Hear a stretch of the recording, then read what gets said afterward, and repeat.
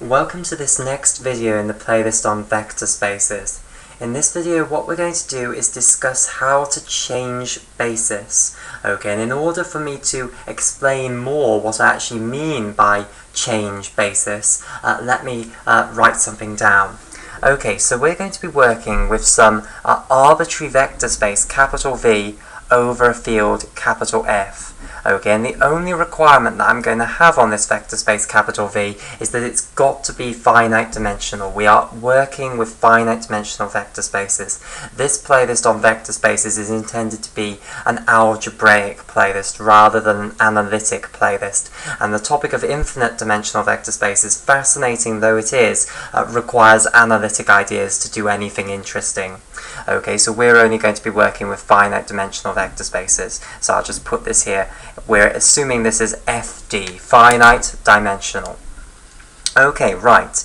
So let's say, because it is finite dimensional, that we have some basis for this vector space. We know from our video on the finite dimensional vector spaces that all finite dimensional vector spaces have a basis. You can always construct a basis for a finite dimensional vector space.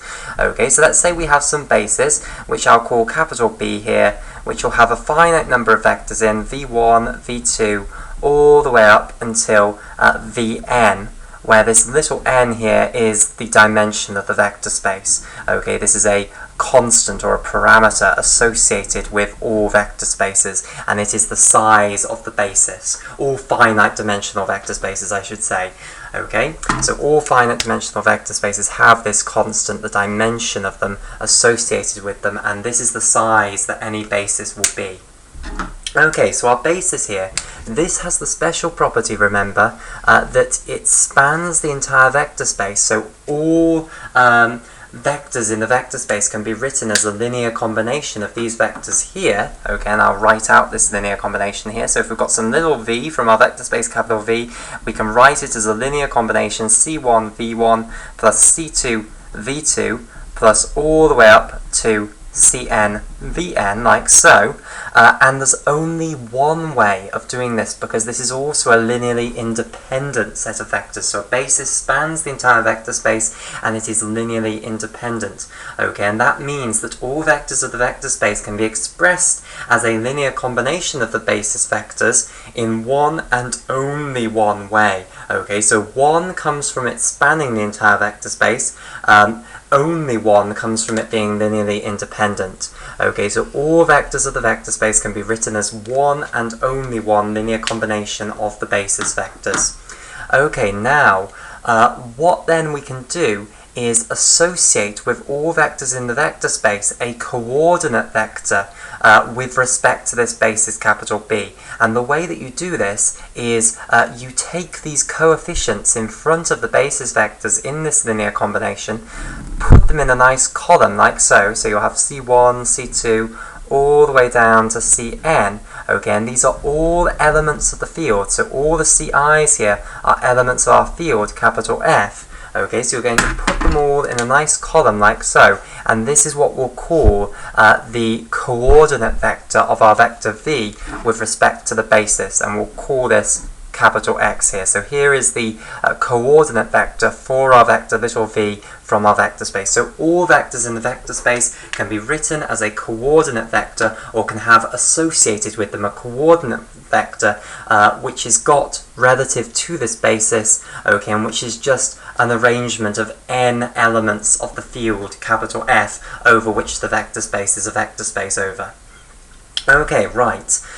So that's just a reminder then of what it is that a coordinate vector is. And remember, the beauty of all of this,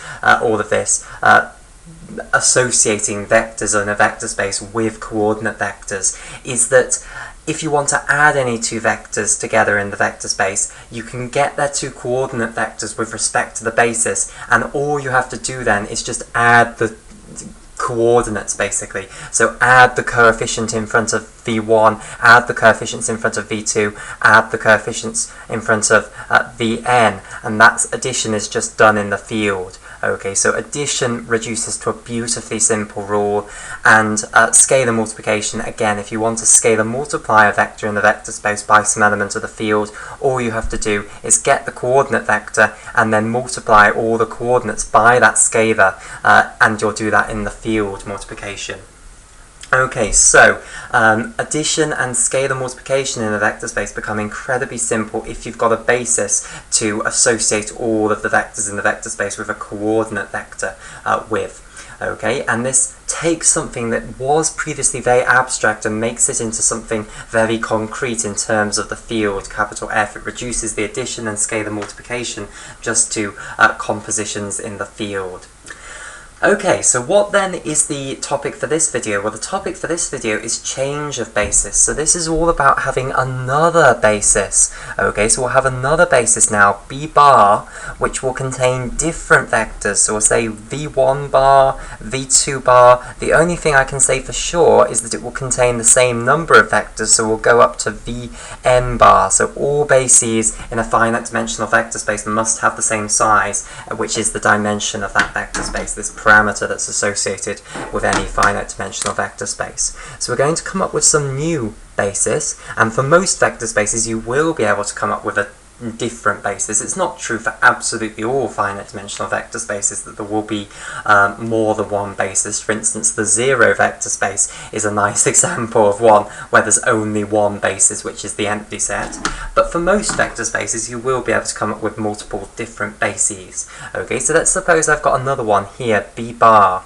Okay, well, what I could do now is I could associate all the vectors in my vector space, capital V, with a coordinate vector which is relative now to my new basis. It's with respect to my new basis rather than my original basis, B. Okay, and the way that I'll do this is I'll take my little vector V and I'll write it as a linear combination, again in one and only one way, in terms of the V bar vectors now, the vectors in my B bar basis. So I'll write this like so, C1 bar times V1 bar plus C2 bar times V2 bar plus all the way up until you'll get to Cn bar times Vn bar, like so. So you'll write any vector in the vector space as a linear combination of the vectors of this new basis, and then of course you can get a new coordinate vector for each vector in the vector space, which is just the scalar coefficients in front of the basis vectors in this linear combination. So this new basis vector that I'll associate with little v here will be of this form. It'll be a column of entries from the field, and these entries will be C1 bar, C2 bar, all the way down to Cn bar. Okay, so basically different bases will associate with the same vectors in the vector space different coordinates. Okay, so these will associate different coordinates to the elements of the vector space, capital V. These two coordinate vectors here are not going to be the same. Okay, so my question now is, if I want to move from using coordinates with respect to one basis to coordinates with respect to another basis, how do I modify my coordinate vector here to turn it into this coordinate vector? So the big question that I'm going to address in this video is, how do I turn this into this? And that is what I mean by change of basis. I mean changing the coordinates which I'm using to represent all of my vectors in my vector space from being with respect to one basis to being with respect to another basis. Okay, and of course you can probably guess what the answer is going to be. I'm going to create a matrix here, and I'm going to use matrix multiplication. You might have seen this in the applied linear algebra course. Okay, but we will go through exactly why matrix multiplication can be used here. Remember, a matrix is just a symbol, okay, and we have a nice way of multiplying matrices with vectors, but it is just a definition in terms of symbols. It's just a nice symbolic way of doing that complicated operation. Okay, it's just a nice way of presenting it, basically. Okay, so we're going to be able to present this transformation in terms of a matrix. Okay, that's the nicest way to present it. Right, okay, so let's try and answer this question. So we're starting with our basis capital B here, okay, and we want to move to our basis B bar, and we're trying to turn the coordinates, and I'm sorry, can I just replace this x prime with x bar? I don't know why I suddenly moved to using prime, that's just a bit odd. So we'll call that x bar. That's the new coordinate vector for my vector little v here with respect to the new basis b bar. Okay, I only just noticed that. Right, so we want to move then from using the basis capital B to using the basis capital B bar. We want to know how should the coordinate vector change. How do we go from having the coordinate vector x to having the coordinate vector x bar? Okay, so we are going to take our vector here, which is a linear combination of the basis vectors in capital B, and what we would like to be able to do with it is express it as a linear combination of the vectors in capital B bar, the barred vectors here, v1 bar, v2 bar, all the way up to vn bar. Okay, and if we could do that, if we could express this as a linear combination in these basis vectors, then we're done. We'll just take the scalar coefficients, and those will be our new coordinates. Those will be our x bar coordinate vector. Okay, so how are we going to do this? Well, hopefully the answer should be pretty obvious. We are going to get these basis vectors, v1, v2, all the way up to vn, written as linear combinations of these basis vectors, v bar 1, v bar 2, all the way down to, well, up to v bar n. Okay, and then we're just going to substitute in here, and then do a little bit of rearrangement, and then the answer will just pop out. Okay, so firstly a bit of heavy notation now. I'm going to write out explicitly all of these vectors, v1, v2, all the way up to vn, as linear combinations of these vectors, v bar 1, v bar 2, all the way up to v bar n. Okay, so I'll do that down here. So, the concept hopefully should be pretty clear. This is a basis. Okay, and I'll just bring it down a bit. This is a basis here, so it spans the entire vector space, so it certainly covers these vectors. So I can write all of these vectors as linear combinations of these. The only difficulty here is going to be the notation, which is going to look confusing, but you're just going to have to deal with that. Remember, the concept is simple, the notation is going to be confusing here, or it's going to be heavy. It's as simple as it can be, but it is still going to be heavy. Okay, so v1 here, I'm going to write it as a linear combination of v bar 1, v bar 2, all the way up to v bar n. Okay, now remember the motivation here. I'm guessing that this is going to be matrix multiplication with this vector. Okay, so I am going to use something with two indexes to list the scalar coefficients that I'm going to have to put in front of the barred vectors to get linear combinations that equal the unbarred vectors. Okay, so v1 here, I'm going to write it like so, as p11 times v bar 1 plus, and now this is the odd bit, you might be expecting me to raise this second subscript here to 2, okay, or the second index to 2 here, but I'm actually going to raise the first index, so it'll be p21 v bar 2, and you will see the reason, you will understand the reason why I'm doing it like this. It's going to make a beautiful matrix later on, okay, but at the moment I know it just looks a bit annoying, okay, all the way up to pn1 v bar n, okay. So note what I have done here. These are just elements of the field, okay? These p's are just elements of the field. We have two indexes, and whenever you have two indexes, I know it's confusing. We are letting the second index tell us which vector we've got over here. So which vector in the initial basis b we are expressing as a linear combination of the new basis vectors in b bar. Okay, so that's the second index. That's why it's fixed at 1 all the way along. And the first index tells us which barred vector this coefficient is in front of. So we can see that this one matches up with this one matches up with this one, and this one matches up with this one. So that's the one that is rising all the way along. Okay, so there we have a linear combination of our barred vectors giving us the first unbarred vector. Okay, and we'll continue this process on. So v2 I will now write like so. We'll have p1, 2, so I've now raised the second index to 2 because I'm writing out the linear combination for v2, and then we'll have v bar 1 plus, now the first index will rise up to 2, we'll keep the second index constant, plus times v bar 2 there, and then we'll go all the way on until we've got p, and then we'll have n2 v bar n, like so. So there is the linear combination of the vectors in b bar that gives the vector in b v2. Okay, so underline that in orange here. And then we'll continue this process on. We'll continue writing out the unbarred vectors as linear combinations of the barred vectors, raising the second index as we go down. Okay, and we'll go all the way down to Vn here, which we'll write as P1n V bar 1 plus P2n V2 bar plus all the way up until we get to Pnn, and then we'll have v bar n. Okay, so I hope that double index p thing hasn't confused you. These are going to be the entries of a matrix later on, and I have done it this way, having the first index representing which barred vector it's in front of, and the second index representing which unbarred vector it is in the linear combination of, because it's going to flip around basically when we go through the substitution in here, and it will overall make a nice matrix later on. Okay, so there is reason in the madness. Okay, right, I just know what's about to happen basically.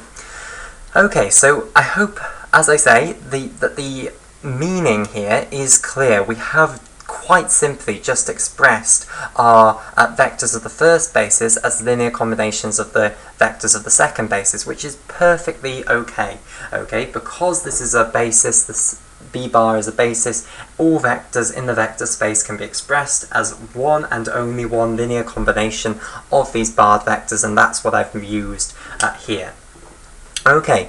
Now what am I going to do? I'm going to substitute in these expressions, these linear combinations for the unbarred vectors, into my expression here. Okay, so I have said that any vector in my vector space can be written as a linear combination of the unbarred vectors here, and here are the coordinates with respect to the first basis b. So c1, c2, all the way up to cn, those are the coordinates with respect to the basis b. What I'm now going to do is substitute in for v1, v2, all the way up to vn, these linear combinations in terms of the barred vectors. So what I'll now get is that my arbitrary vector in the vector space, little v, is equal to c1 times, and now I want the expression for v1 here, so let's put that in then. So we'll have p11 v bar 1, and I just want to put by the side here pij. These are all elements of the field, okay, where I and j can both vary from 1 to n. Okay, plus p21 v bar 2 plus all the way up until you get to pn1 v bar n. Okay, and then we'll have plus c2 times v2, so let's substitute that in, p12 v bar 1 plus p22 v bar 2 plus all the way up until you get to pn2 v bar n, and then it will continue on plus dot dot dot all the way down until we get plus cn, and then we'll have vn here. So we'll have p1n v bar 1 plus p2n v bar 2 plus all the way along to pnn v bar n. Okay, and all I have to do with this horrendous expression now is rearrange it so that it is written as a linear combination of my vectors v bar 1, v bar 2, all the way up to v bar n, and then I just need to look at the coefficients in front of those, and those will be the coordinates with respect to my new basis b bar, and then hopefully I will have an expression for these new coordinates in terms of the old coordinates and these silly p things. Okay, so firstly I'll just colour code it up. So this is the orange portion here, and then finally we've got turquoise right down there. Okay, so what's the next move then? So it is now just vector space algebra. We're just using the axioms of a vector space to manipulate this in a perfectly valid way. Okay, so the first thing we're going to do is apply distributivity to these things. We're going to apply the fact that scalar multiplication distributes over addition in the vector space. So we've just got loads of vectors here. This is a vector, this is a vector, all of these are vectors. They're all being added together in the vector space, and then the answer to all of those things added together is then being scalar multiplied by some scalar. Okay, so what we'll now do is apply the fact that scalar multiplication distributes over addition and split this up. and we'll do this for all three.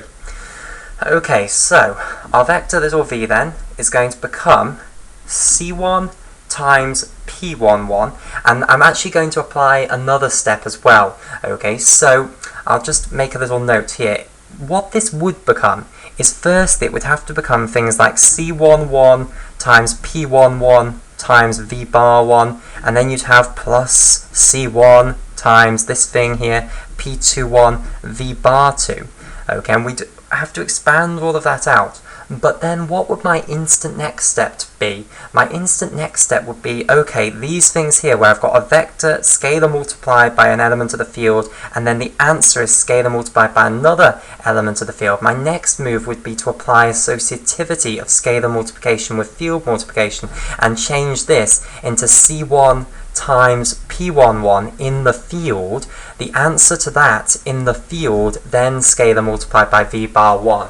So what I'm going to do is do both of those steps together. Okay, I'm going to apply distributivity and then apply associativity. Okay, just to avoid having to write the thing out twice for two very easy steps.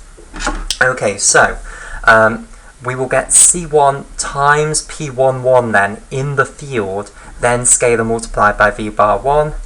Here we'll get plus c1 times p21 in the field, then the answer scalar multiplied by v bar 2, and then it will go all the way up, and we'll have plus c1 from here times pn1 again in the field, and then scalar multiplied by v bar n. Okay, and we'll just continue this process on, so I'll underline this line in green. Okay, next we'll have the orange line. Okay, so we'll have c2 times p12 scalar multiplied by v bar 1 plus c2 multiplied in the field with p22, and then the answer scalar multiplying v2 bar plus all the way up until we'll have c2 times pn2 scalar multiplied by v bar n. Okay, and that will be the orange vector. And I apologise for continuing to flip between saying v bar and then the number and v number bar. They're exactly the same thing. Okay, I hope that's obvious. But I apologise for the inconsistency. It's not done consciously just to annoy you, it's done subconsciously.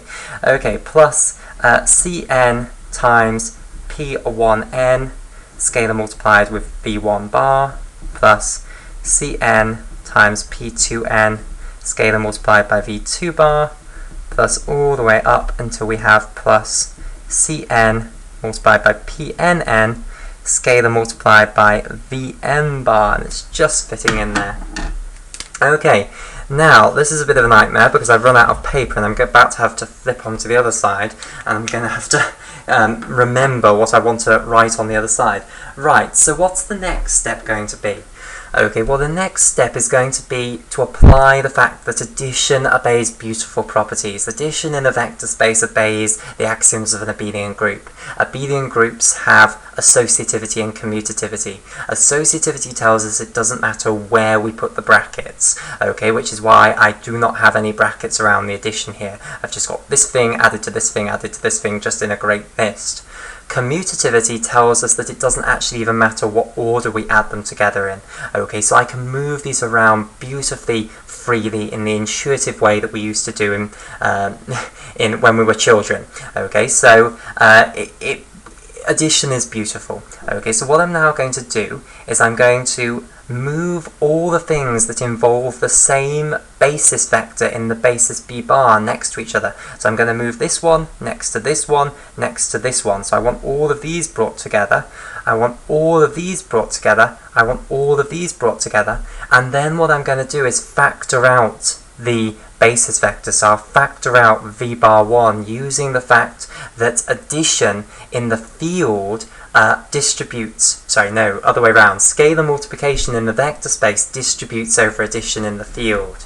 Okay, so to give an example here, what I'm going to do is bring all of these things here, which have v bar 1 there in them, okay, or which are scalar multiplying v bar 1, and I'm going to bring them all close together, and then what I'm going to do is factor out v bar 1, and what we'll end up with is something of this form.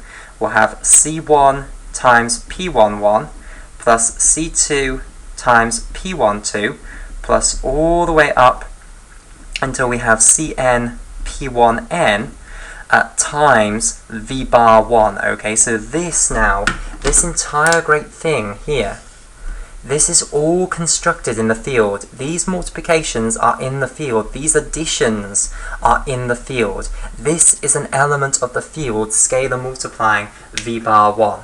Okay, so now what I want to do is go over onto the other side and write this out for all of them as a great big thing, and then we'll have our answer as to what the coordinate vector of this arbitrary vector little v is in the new basis in terms of what it was in the old basis. Okay, right, so let's do this then. So what we've got now is that our vector little v, and I'll get it straight for this finale. Okay, so we've got little v is equal to c1 times p11 plus c2 times p12 plus all the way up until we have cn times p1n, and then all of that times v bar 1. And I'll just check that I've got that right. Okay, c1 times p11 plus c2 times p12 plus cn times p1n. So that's all going very well. Okay, now the similar pattern is going to work for these other ones. So v bar 2, you can see that it will be c1 times p21. So now the first index here has just risen to 2, and then you can see for the nth one it's just risen to n. Okay, so all we're going to do is change this first index on the p's. That's all we're going to change. Okay, so let's just add a bit of colour onto this. So here is this line, and I'll get this straight again.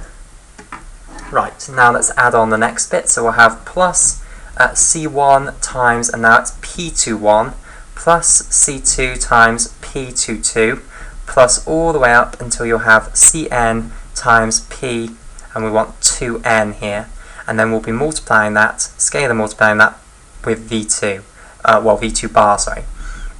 And then we'll be going all the way down until we finally get to c1 times pn1 plus c2 times pn2 plus all the way up until cn pnn, and then we'll be multiplying that by v bar n. Okay, so here then we now have our new coordinate vector. This is our x bar, our new coordinate vector for this vector v in the vector space capital V with respect to our new basis capital B bar in terms of the coordinates with respect to the basis capital B. Okay, so let's write this out. So our new coordinate vector x bar, it is equal to, so I'll firstly put this one in here, c1 times p11 plus c2 times p12 plus all the way along until you get to cn p1n. Okay, and I'll put this here. I think it's safe to do that now.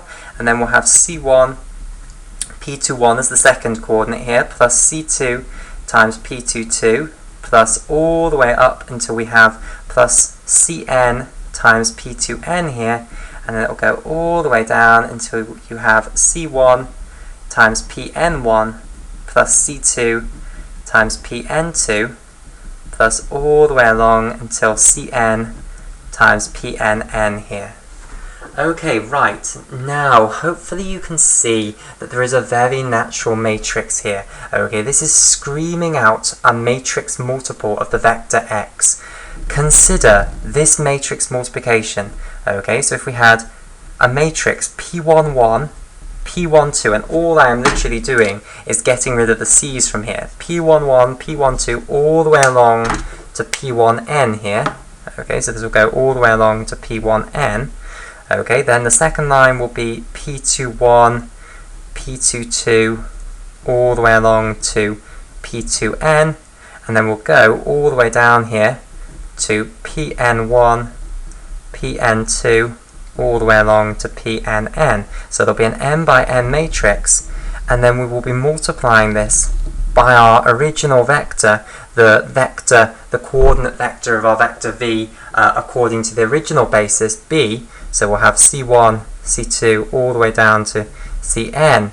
And if you consider how this would be done, you take this one, multiply it by this one, you add it to this one multiplied by this one, and so on, all the way down to this one multiplied by this one. That'll give you the first coordinate. Okay, so effectively you're doing row times column in the old way that you know matrices multiply vectors to get this entry here.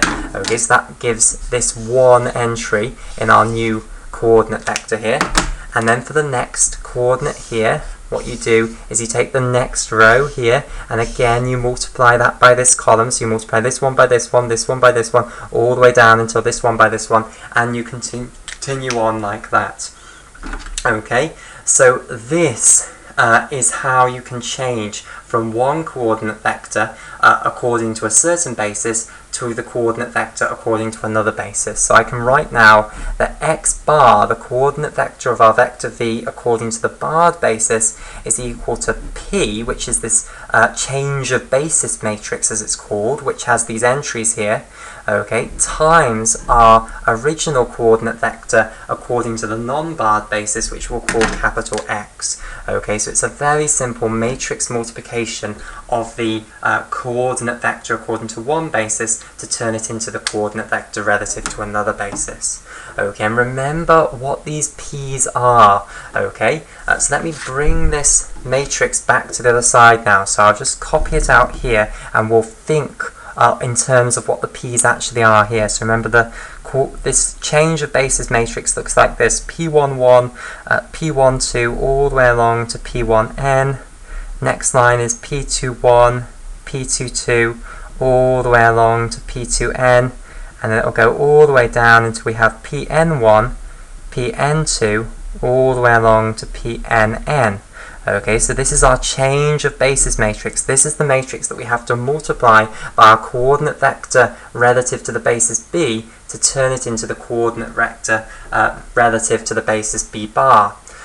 Okay, now what are these p's? Well, remember, they come from the linear combinations of the basis b bar vectors that you have to take to get the basis vectors in B.